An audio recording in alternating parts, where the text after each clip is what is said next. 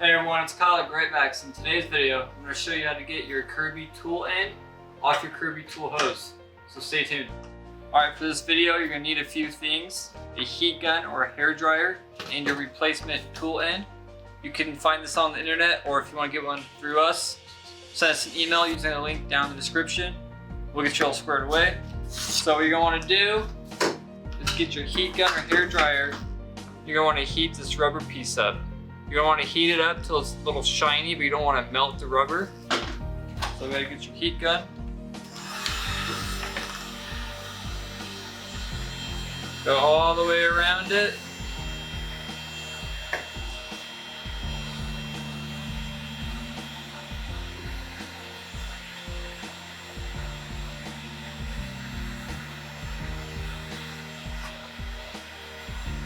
And once you got it all heated up, just want to grab the tool end, just want to twist and pull out like so.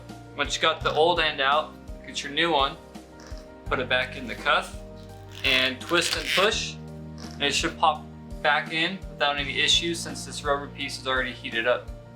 So if you have any questions or need any extra assistance, send us an email at service@greatvacs.com and we'll get you taken care of. Alright, that's gonna be it for this video. Don't forget, we've serviced thousands of Kirby vacuums, so we consider ourselves experts. If you have any questions or need any parts, visit our website using the link in the description below, or send us an email.